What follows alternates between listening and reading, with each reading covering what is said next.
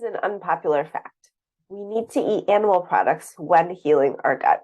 I recently posted this on my personal page and had all sorts of answers and comments on there. And I wanted to take a moment to go ahead and talk about the facts and give you some understanding as far as where I'm coming from.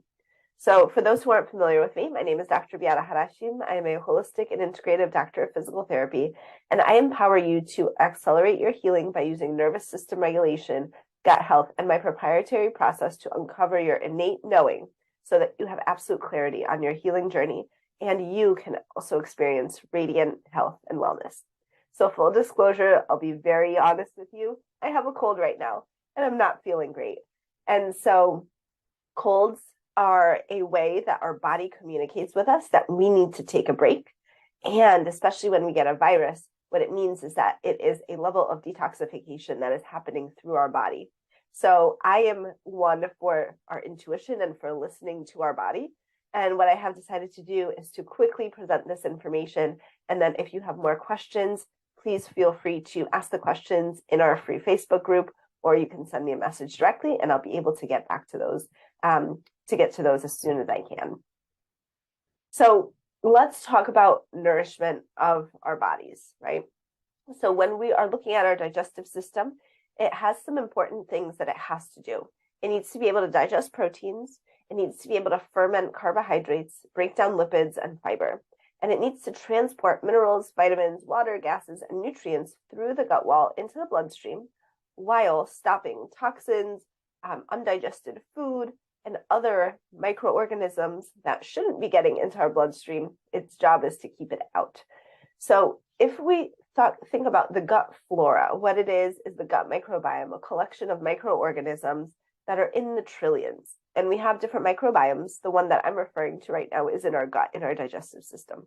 And it includes things like various bacteria, viruses, parasites, fungi, yeast, and other microorganisms as well. And what happens is when everything is in balance, when there is a homeostasis, right? Everything is balanced, things are working well. And this actually supports our digestion hugely. It helps us digest. It also helps us absorb these vitamins and minerals and nutrients. And it creates protection from, again, the toxins and viruses and other things that we don't want getting into our bloodstream. But unfortunately, the majority of us have something that we call a leaky gut, which is a damaged gut wall.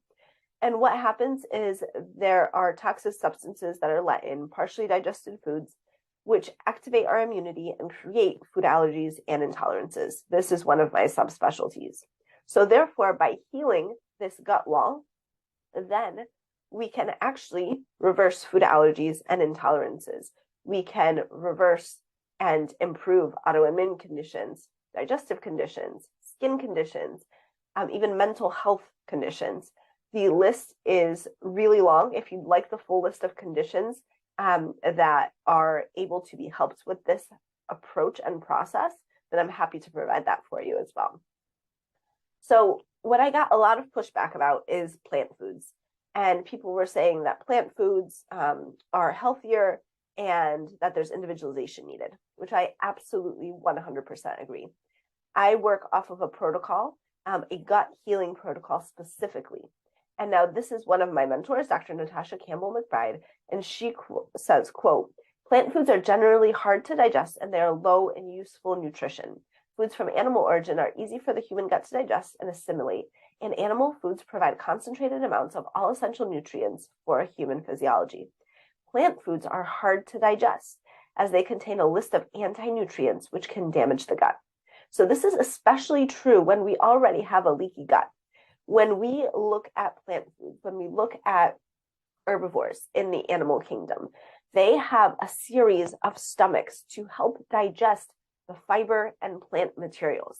So when we look at our stomachs and our digestive system is more similar to a carnivore. What that means is we have one stomach. We have pepsin and acid that is made to digest meat and dairy and eggs. So plant foods actually need to be prepared in a specific way when we have a damaged gut, especially a leaky gut wall. And therefore, if we don't prepare them a specific way, we're actually increasing inflammation and irritation in our digestive system. So this is really crucial. And sometimes it can be challenging because we hear so many different things out in the media. You may hear it on CBS or the news. And there is research to support this as well. Towards the end, I'll give a resource, and I have a full list of resources that I can send you, again, to those who send me a message. So let's look at the anatomy itself now. When we look at the small intestine, there are these small finger-like projections called villi, and they are made of enterocytes. And what these do is they create the structure of the gut epithelium, or the gut lining. So when we look at the left side, those villi, they are projections that stick up, and what their job is as material and food is passing by, their job is to absorb the minerals, vitamins, nutrients, water, and keep out, again, the toxins, viruses, etc. So let's look at what these villi are made of. Enterocytes are the cells that create these villi. When we look at the bottom of the picture to the right, that is where the enterocytes are made. They are created there. So proliferation is first. As they move up, they differentiate. Then they do the absorption job. Then there's an exfoliation job. And then their life cycle is over and they get shed off and the cycle continues. So we need a healthy cycle of these enterocytes to keep replenishing themselves so that our absorption, our nutrition, and our digestion is adequate. Now, what ends up happening when we have leaky gut is there is a break in this system. Our enterocytes are no longer healthy. They are quote unquote sick. They do not absorb well. They stick around longer than they should. And our gut wall literally is compromised.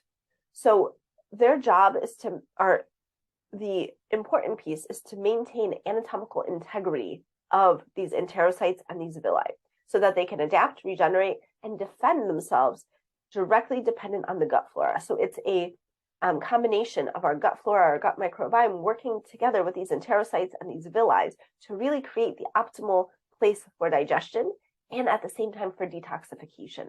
This is crucial because we have natural, innate detoxification right here in our gut. And so this is crucial that it's working correctly because, as many of you know, there are so many toxins in our world today.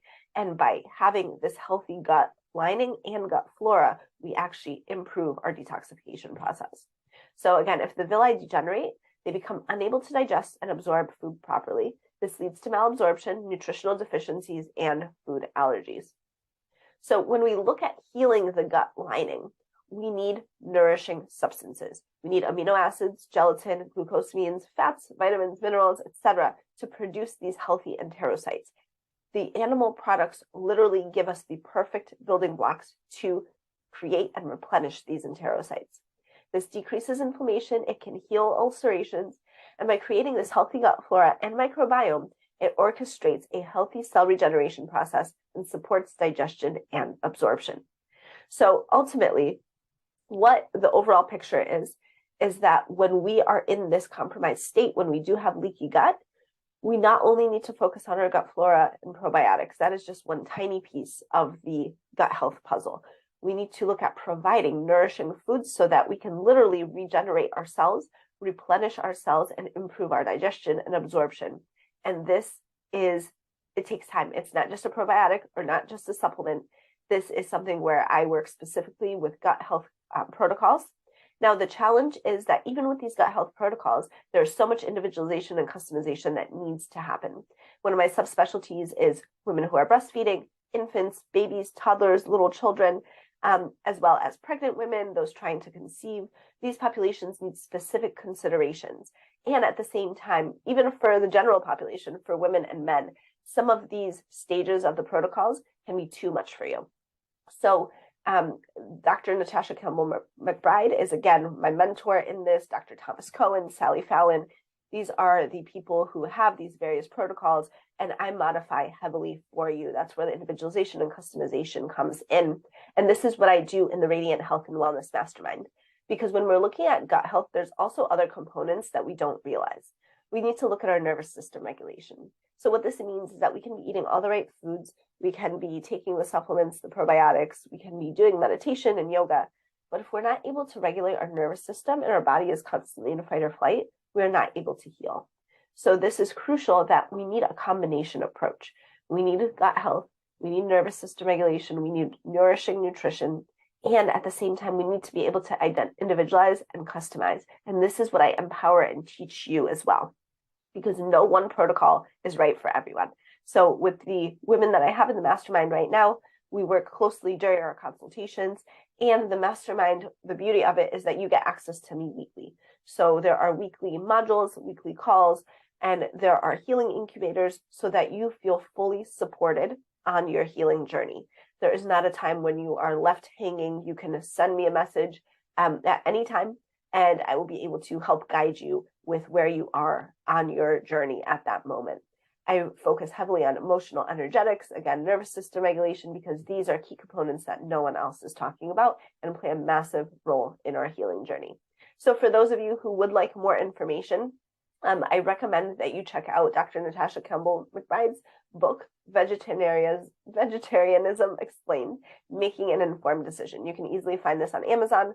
And in this book, she goes deeply into how our bodies are not made to digest plants easily. There's certain preparations, certain methods that can help absorption, and how you really need to know what you're doing if you do decide to become a vegetarian or even a vegan. So I highly recommend this, and I have a full list of resources. If you'd like more research articles, please feel free to send me a message, and I can include those as well. And I'm here to have a respectful conversation, and I'm always open to hearing your experiences and any questions that you may have.